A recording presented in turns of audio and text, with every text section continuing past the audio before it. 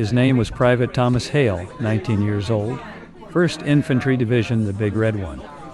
He received the letter 2 days before D-Day.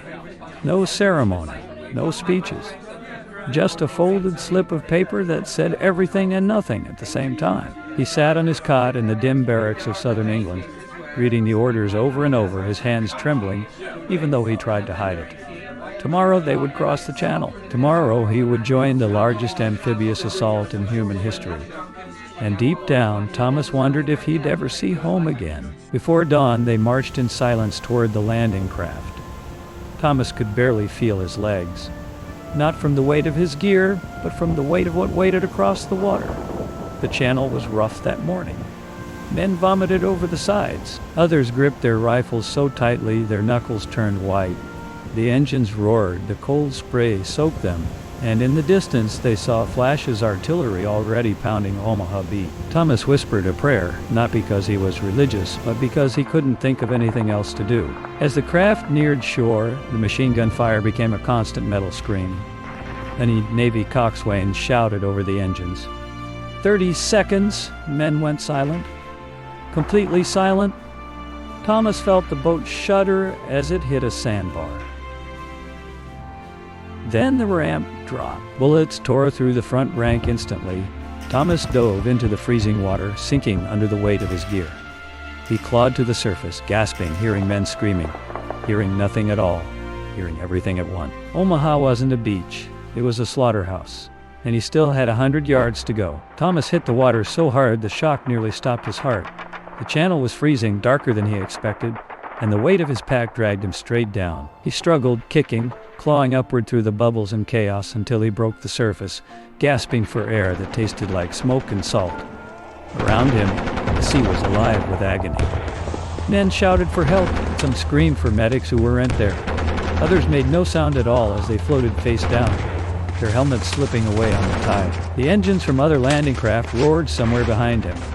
But the only sound that mattered came from the cliffs, the ripping mechanical shriek of MG-42s tearing the morning apart. Bullets hit the water like handfuls of nails being thrown into a pond. Every impact felt close. Too close. Thomas swam forward, pushing toward the men who were still moving. Someone grabbed his shoulder and vanished beneath the surface before he could turn to see who it was. A mortar exploded nearby, the blast lifting a wall of water that slammed into him and sent him tumbling again. When he surfaced, he was closer to shore, close enough to see the steel obstacles rising out of the surf. The Belgian gates and hedgehogs designed to tear boats apart. Bodies were pinned against them like dolls in a nightmare. The tide was already pulling them in colder and faster. If he didn't get out of the water soon, he'd be dragged under. Thomas forced himself forward until the water dropped to his knees. Sand sucked at his boots. His uniform weighed 100 pounds. His hands felt numb, useless. Something whistled past his ear, a bullet, close enough he could feel the heat of it, and that shock alone ripped the numbness out of him. He ducked behind a steel obstacle just as another burst of fire chewed through the surf where he had been standing. He pressed his back to the cold metal, chest heaving, face dripping. A soldier beside him slumped forward, blood streaming from a hole in his helmet.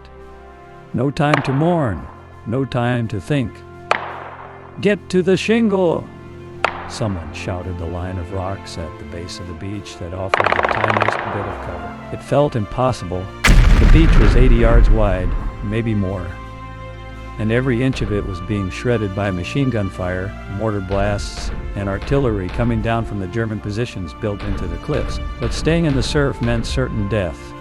Thomas waited for the next mortar blast.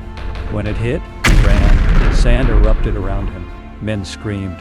A landing craft exploded behind him, sending pieces of metal spinning across the sky like broken wings. He stumbled, rolled, crawled, scrambled forward, anything to keep moving until finally he threw himself behind a low ridge of shingle. The stones tore his palms open. He didn't care. He was off the killing ground. For now, Thomas pressed his helmet down, closed his eyes for 1 second, and tried to breathe. The shingle rattled with every impact. The smell of gunpowder filled the air. Somewhere above, a German shouted orders. More machine gun fire answered him. This wasn't a beach anymore. It was the edge of hell.